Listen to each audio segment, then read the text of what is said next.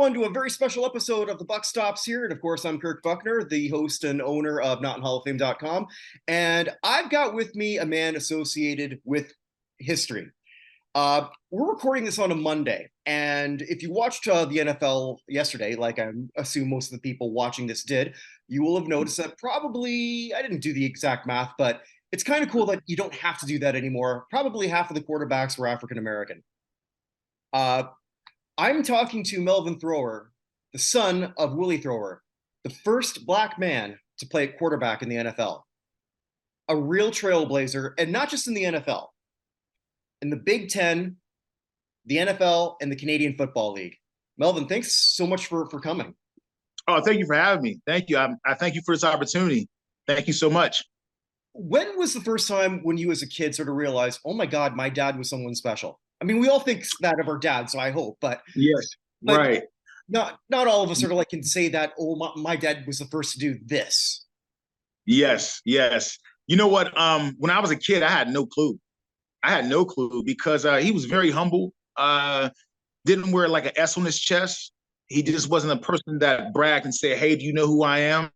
That just wasn't him. So as a kid, I didn't know who he was. I mean, of course, he was my dad, of course. But I didn't know what he accomplished and what he did in history of sports until like maybe I was in like 8th grade. And when I'm like, really? And I'm just like, whoa. Then I think what really hit me is when Doug Williams won the Super Bowl. Mm-hmm. And I remember to this day, we was on a couch and we was watching the Super Bowl. And then when Doug Williams hosted up the trophy, I just heard him say like real softly, fondly. Oh, wow. They'll know my name one day, but they'll know who I am one day. But finally, we did it. And I'm a kid. You figure I was born in 78. So I'm a kid hearing it. You know what I mean? So I'm a kid hearing this and I'm just like, whoa, But it was like when Doug Williams won that Super Bowl, it felt like he won too. That's the feeling that I got. Like he won too. So at that point, you knew that your dad made it to professional football. Did you know that he was the first? Well, no, like I said, at the time, I didn't know until I was like in 8th grade. I realized that he became the first black quarterback. And like I said, he didn't really share too many of the stories that he did. He didn't really go through what he went or experienced it.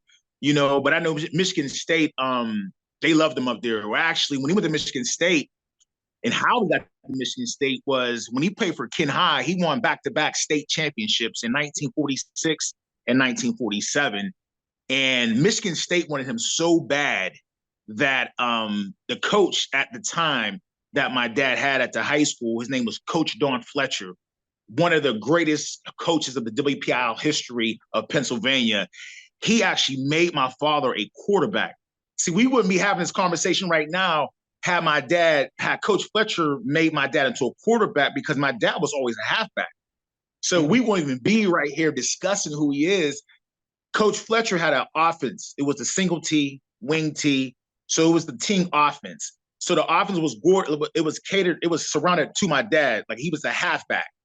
But he put my dad in to be a quarterback, and the offense just took off tremendously.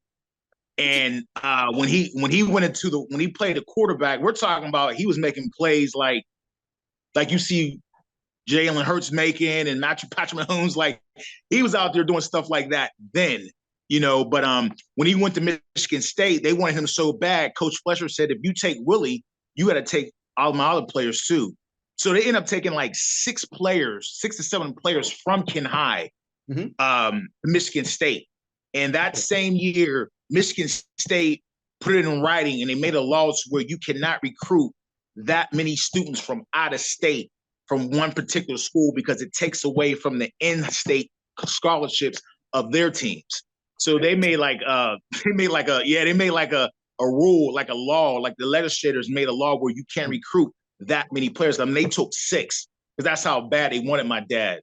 And when he went there, he was playing behind Al Doro, and he played behind Tom Uswick, I think his name was. Mm-hmm. He played behind them, and he was better than them. He felt like he was better than them. And I think my dad's breakout game was in 1952 when he played. It was the national championship game, Big Ten. was Michigan State it was Michigan State versus Notre Dame.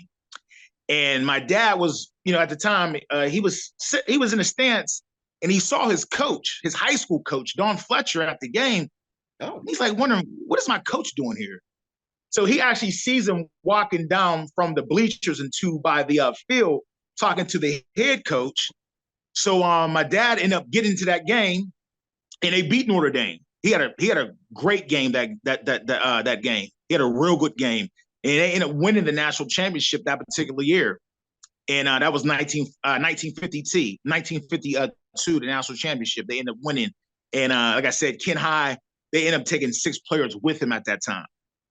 Was any other school interested in your dad? Oh, yes. At the time, Miami wanted him. A lot of the Georgia wanted him. Kentucky wanted him. But once they found out that he was black, now we're going back in the time of the Jim Crow era. Right. So once they found out he was black, they no longer wanted him.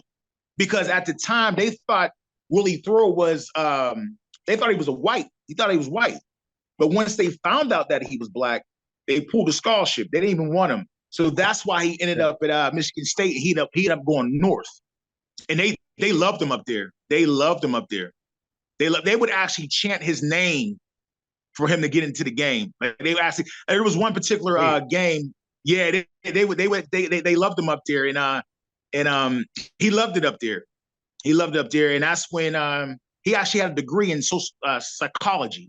He graduated from there from a psychology degree, and he graduated from there. Then that's when he went to Michigan, Chicago Bears as an undrafted player. His contract was $8,500 back then. So before we went on, because we were sharing, or we had a little brief discussion. So we're going to talk also about his Canadian career, and you mentioned to me, because for those unaware, I do this in the frozen tundra of Winnipeg. Super cold today. Yeah. Oh man. Yeah. What are you gonna do? Yeah, right. It's the winter. It's the winter, I guess. So you got to deal with it. Yeah. That's like I can do 2 things, and they're both nothing. The Winnipeg Blue Bombers of the Canadian Football League was also very interested in him. At that point, too, I guess just throwing my own personal recollection, because as a kid, I'm about 6 years older than yourself. So growing up in Hamilton area, it was sort of equal at that point for me, learning about the CFL and the NFL at the same time. And the first big quarterback I was aware of was Warren Moon, who was tearing it up in Edmonton. Yes. Winning 5 consecutive Grey Cups. And at that time, I'm too young, too dumb to understand that. Right.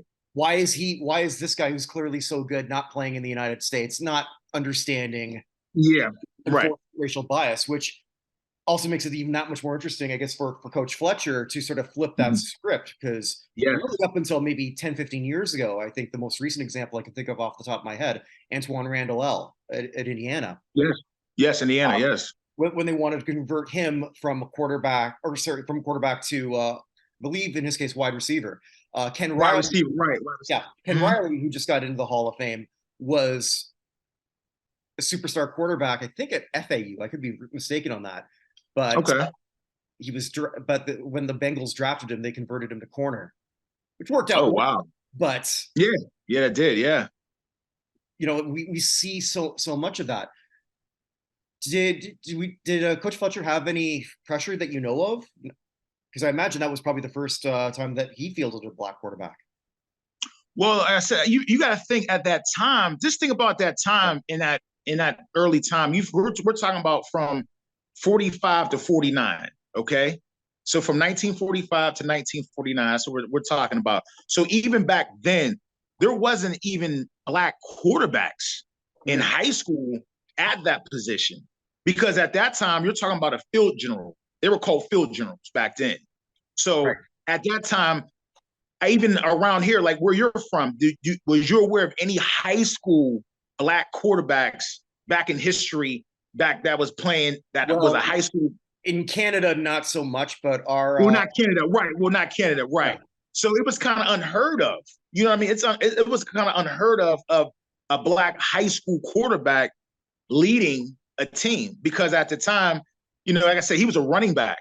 He was a running back. So even around here in other states, you probably can't even bring up too many high high school black quarterbacks in that era at that time that was actually playing, because, you know, at that time, you figured at that point, see, my dad, his they didn't think they didn't think that they can probably lead a team, be that pocket quarterback, you know, to be that pocket quarterback that can lead a team. So right. I think at that time when Coach Fletcher had this offense, the offense, when he changed it, he just thought that my dad would be better fit as a quarterback. And like I said, when he went to quarterback, I mean, they ended up winning 29 games in a row. Mm-hmm. When they made him a quarterback, 27 games in a row. I'm sorry, 27 games in a row they won. When he made him the quarterback, and when he got, I'll tell you another story. When he got to Michigan State, the coach up there, now you know that's by Lake Erie, so it's real windy up there. So there was one particular practice. It was so windy they couldn't even practice the punt returns. My dad had an arm; he can throw like 70 yards. So he would have my dad line up at the 40 and would just throw the ball down the field. And that was how sometimes they would practice their punt returns, because it was so windy up Michigan State, because it was by Lake Erie. But he had a cannon of an arm. And actually, you know, when he was at Chicago, him and George Blanda, they were like best of friends. They were like best of friends. About that, because the game in question where he came in, I think they were roommates from what I've read. They were yes. So I was wondering how the dynamic was between them. So when your dad gets in his first action, it is in relief of Blanda. Then Blanda came back in. Yep. Did he talk about that game with you? Well, what happened that game? Coach Hallis was a little unhappy the way Blanda was playing, so he pulled him out. And when he pulled him out, I believe they was on a 35-yard line, because he was just unhappy the way he was playing. My dad comes in, and my dad got him down to the 4-yard line. I mean, they're in the red zone. They about to score. And Hollis at the time pulls him back out and put George back in, and George ended up scoring. Now, I don't know, you know, I'm thinking maybe, now you figure he was his first year. So I'm thinking maybe coach didn't want him to mess it up. I mean, we're on a 4-yard line. I want us to score, but I'm gonna put Blanda back in. But but that was against San Fran, and he talked about that game. But he was like, he believed that maybe that my dad didn't know all the plays at that particular time, but he got him from the 35 to the 4-yard line, and I guess he didn't want to take that risk of, you know, turnover or whatever the case was, and he put Blanda in, and Blanda scored. Could have been so many different factors going on. So many different factors. And they were best of friends. I mean, they would ride together on the bus to like different the away games. And actually, George Blanda told him, he's like, you know what, Willie, if I had your arm, I would be in this league for the next 10, 15 years. If I had your arm. Of course, incidentally, he was in the league for the next 10 to 15 years, though. Yeah. Well, I guess, you know, we're talking about, I guess, you know, for the next 15, 20 years, it's how I'd be in the league. Because like I said, my dad had an arm. He had an arm, and he just, you know, real accurate. You know, we're talking about something from back then, you know what I mean? But yeah, they were real good friends. They actually, I got a call not too long ago, like maybe 2 years ago. It was from George Hallis's grandson. Oh. And interesting call. I mean, it was like 2 years ago, and he called me, and he said, "Hey, you know, did you ever think that your dad and George Blanda, that movie Brian's Song, was based around them?" And I'm like, Brian's Song? Why does that name sound familiar? Brian's Song, the movie. That was I think Gail Sayers and Brian Piccolo. Yes.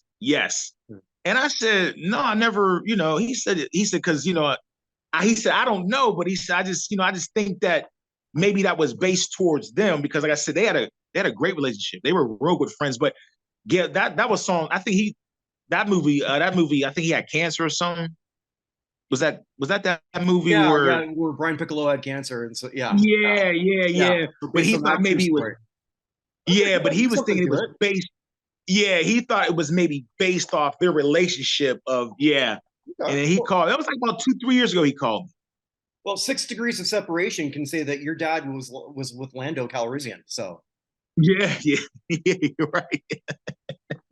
Right. Yeah, right. It's Yeah, Billy D. that's true. That's true. That's Still true. one of the Yeah. coolest Yeah. men on the planet. Yeah. I am on Yeah. that other side of that spectrum, sadly. But Right. Yeah. so Chicago, so he's not re-signed, but Winnipeg wants him to come in as their starter. Well, he was the Yes. starter for 3 years, I believe. I was. I think it was 3 years. Okay. Wait. Yeah, because the I CFL think records are not as no. No, they're not. unfortunately. Yeah. Great football up here, but Yeah. it's it's a different thing. Also, like in the 50s, it wasn't all that uncommon for NFL caliber players to come Right. up in Canada. The pay discrepancy wasn't as big. Did Right. he like Winnipeg? Oh, I mean, he liked he liked Winnipeg and he liked Chicago. Actually, I heard him was telling in Chicago that now you're talking about George Halas, so oh there yeah, was no he didn't feel no kind of racism there. Those guys were he actually there was 4 or 5 other black players on Chicago at that time. mm-hmm. So he never experienced none of that because that wasn't the Hollis way. Right. George didn't go for that. He did not go from that. So he actually loved it up there because, like I said, Coach Hollis didn't go for that. And those guys were like real close. They were, even though he was black, he was from North. But no, he loved it at Chicago. I really didn't hear too many stories about when he was at Winnipeg. As far as how he was treated up there, he didn't really tell too much stories about that. But I know Chicago, they embraced him up there because, like I said, Coach Hollis, he didn't go for that. Yeah, it's not like he's playing under George Preston Marshall at the time. Yeah, right. Yeah. And that guy's in the Hall of Fame, but that's a story for another day. Yeah, he's in the Hall of Fame. Yeah. Your dad's career gets cut short from a shoulder injury, I think playing it for a team in Toronto. Yes. So then after that, I guess he uses his degree and goes into social work. So was he all about always giving back to the community? Always. I mean, when he retired from football, he went into social work, and actually he lived in New York. Him and my mother lived in New York, and he actually worked at a center for kids. So there was actually for young boys, grooming them to be men. You know what I mean? Right. Teach them how to be men. And he had a real knack for that. Like he would just literally just talk to you, and that was his thing. He just loved kids. He loved pouring into them. He was in New York for a while. They was up there for a while up there at a center that they worked at, and they lived up there actually. And that's just who he was. I mean, I got guys that are way older than me, and they would tell me, if it wasn't for your dad, I'd be dead in jail. There was, I'm a kid, and they would come here and just talk to him. We'd be on a porch, and I'm a kid, and I see these guys to this day. These guys are like in their 60s, in their late 50s, and they said, if it wasn't for your dad, I'd be in jail. I would really be in jail at the time if I wasn't for your dad, because some of these men didn't have fathers, so they came to him as that father figure to get advice from, and he would have his door open all the time for these guys, no matter who you were, black, white, Italian, no matter who you were. That's who he was. When I believe it was when Warren Moon got into the Hall of Fame, I think he gave a shout out to your dad. Yes, he did. Yes, he did. That was the greatest thing ever. Yes, he did. Yeah. Yes, he did. Just to even hear him say that, just to hear him say that, because you got to think, man, they came a long way. They came a long way. We're talking about a position where they didn't have the chance. But when you give somebody an opportunity, a fair opportunity like anybody else, you can see how that person will take advantage of that opportunity and be the best them they can be. And when that happened, he said that, man, it was like joy, because it was like, it just let you know who paved the way. Because a lot of people didn't believe him. A lot of people around here, they really didn't believe him. They didn't believe who he was and what he accomplished. Some people knew it, but some people didn't believe. And that's why I believe that he really never talked about it. He never really talked about it. Say back then, hey, Google me. Yeah, right, exactly. Right. Yeah, right. Yeah, right. Right. Yeah. Right. Exactly. So, and when Warren Moon did that, man, and just think about this. Okay, so this is the 70th anniversary that he became the first black quarterback. The 70th anniversary. It was 70 years ago, right? 70 years ago. So within that time, last year we had 2 Black African-American quarterbacks in a Super Bowl. Mm-hmm. We had Pat Mahomes, Jalen Hurts. Okay. Now the draft, we have back-to-back. Yeah. Exactly. So look how far it's like, okay, they open the door and kick the door and we're here. We're here. And it's a beautiful thing because like the way these offenses are being ran right now, I mean, these guys are putting up phenomenal points. And they're not playing just one way. They're not hiking the ball and scrambling. See, when you give the opportunity, yes, they can lead the team as anybody else can lead the team. I think also conversely, sometimes it works the other way. If you would have told me 20 years ago the biggest beast at running back would be a white guy named Christian, I'd have said you're great. Yeah, I remember him. Yeah. I remember him. Yes, I remember him.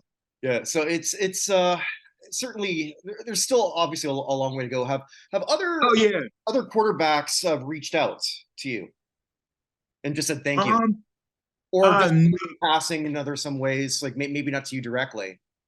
No, not really. Besides, like the Warren Moon, give him a shout out. Doug Williams, give him a shout out. But other than that, not really. So that's why I'm thankful for this opportunity. So just to get his name out, man, and just know who he was and know what he did. He always tell us that he felt like he was a Jackie Robinson of football.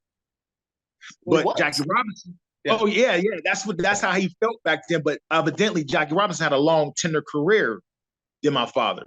Right. But that's what he felt. That's what he felt at that time. That he felt like at that time, I'm like the Jackie Robinson that nobody knows. Well, and hopefully that's something that can change. The induction for your father, I believe it was the Western Pennsylvania Hall. So that was a big part. I think I got this right. There's a Willie Thrower Day, is there not? Yes. We just had the Willie Thrower. We just had the. So right now we have the Willie Thrower Award. So it's a size of the Heisman Trophy, and it goes out to the best Western Pennsylvania quarterback of Pennsylvania. And how that is collected it's collected by coaches and sports writers. They actually are the ones that get together, come up with the players of the quarterbacks, and that's how the winner is chosen. We're in our 4th year of having the Willie Thrower Award, which is, man, it's a great thing. It's a great thing that that we came up with. And like I said, it's almost like it actually is like the Heisman Trophy.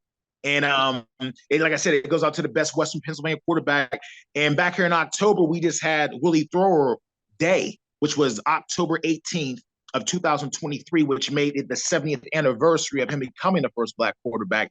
And we had it, man, we started from Thursday, we ended the Monday.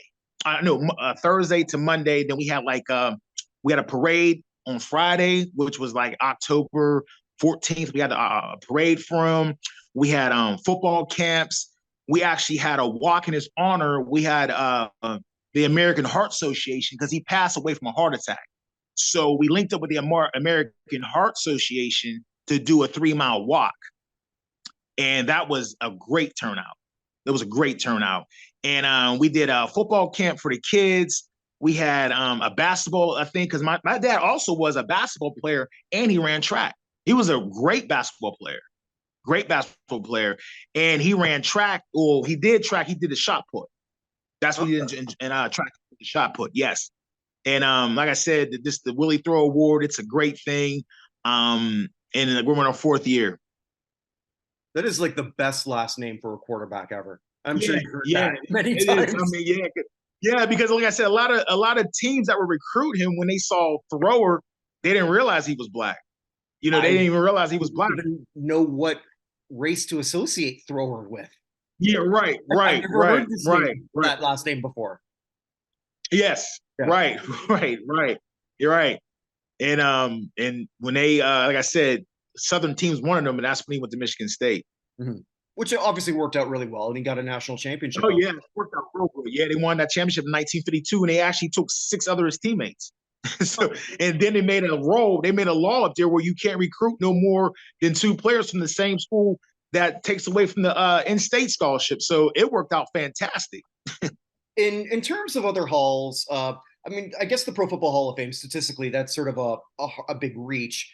Saying that, Yes. though, is there? Do you think they might ever just like have some kind of exhibit towards Trailblazers? Well, Obviously, they've done that in a limited capacity, but it's so, I guess, ambiguous, because then you also have to acknowledge that prior to the 30s, you did have African American players, and then Fitzpollard, yeah, yes, he was, I believe, 1920s, I believe, 20s or 30s, yeah, in the 20s. So like we do Vinny Laspanuso, who does another show with me.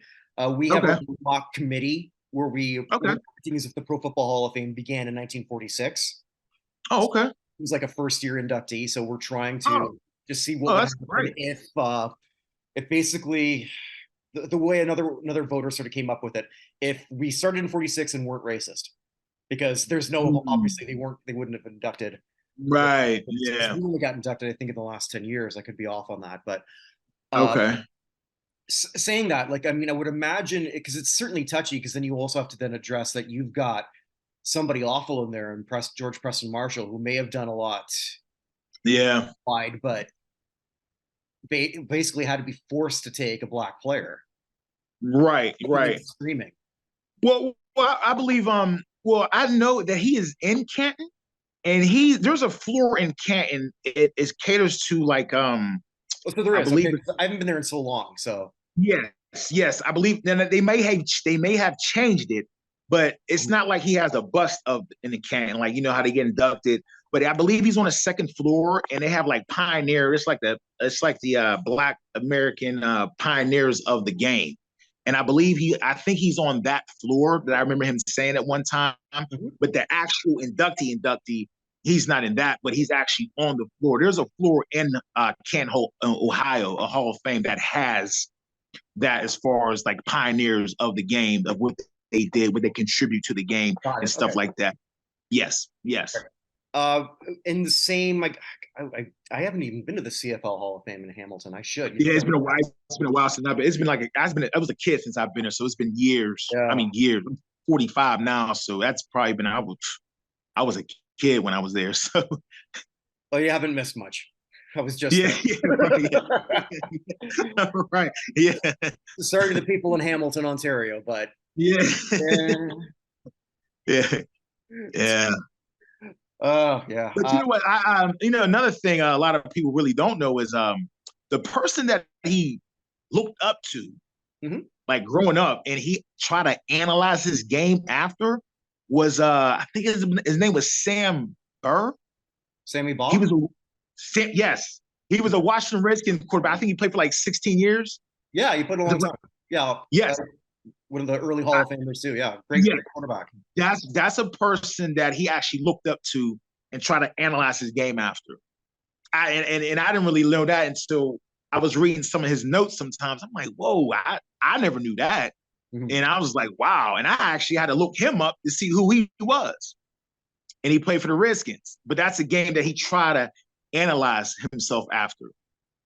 Was him, and he talked about Don McPherson. Don McPherson was at Syracuse, I believe, at like 89. I believe Don McPherson. Not sure. Was probably, he played at Syracuse, and he thought highly of him as well. Yeah. Don at that time. Yeah, at that time. This is probably talking Donovan McNabb, are we? No, not McNabb, because before McNabb. Syracuse. Okay, yeah. Before McNabb, there was Don McPherson. McPherson was his name. He played at Syracuse. What was his favorite team to watch? Was it still the Bears? Like when was like, that on Sunday afternoons? What was his team to watch? Oh man, it was a rule. Chicago. It was Chicago only. Okay. The house was divided with Chicago and the Steelers. I would imagine. Growing up in West. Yeah, because we were Steelers fans. We're Chicago fans, but when Chicago was on, that was it. It was all Chicago. It was all Chicago. Of course, I remember like back then, we were just lucky to get what we got. Yeah, absolutely. Yeah, you're right. Oh man. Yeah, you're right. Yeah, you're right. Funny how that works out. If I could have told my younger self, you know, at some point you can watch everything. Like, no. Right. Yeah, right. I'd be like, yeah, right. There's no way, right? Yeah. Or moving the rabbit ears just to get maybe, okay, well, all right, no, the Bills are coming in good. Yeah. The Bills, at that time, they weren't that good. Yeah, put the foil on top of the rabbit ears, making sure it comes in clear the foil. Yeah. Yeah. This has been a lot of fun. Thank you so much for taking the time to do this. No, thank you. Thank you for having me. I appreciate it. Oh, for sure. Thank you. For those watching, please look up Willie Thrower. Just look up all the other interesting things, and then just be thankful of how far we've come. Yes. And how far maybe we still have to go. We still have to go. Yeah, we still have to go like this ever again. Yes, we still have to go. We still have to go. We came a long way, but there's so much more that we got to do. Yep. And I just think you give anybody an opportunity, whether you're black, white, or anything. You give anybody an opportunity, just an opportunity, and let them see what they can do, but just give them an opportunity, and they will seize that opportunity and take advantage of it. That's what anything. Absolutely, and I'm sure that's what your dad would do. Absolutely. Melvin, thanks so much. Thank you. And to all those watching, wherever you are, wherever you may be, stay safe, everyone, and make it a great day, because this day won't come again. Yes, absolutely. Again, thank you again. Appreciate it. Thank you for your time. Thank you. Thanks.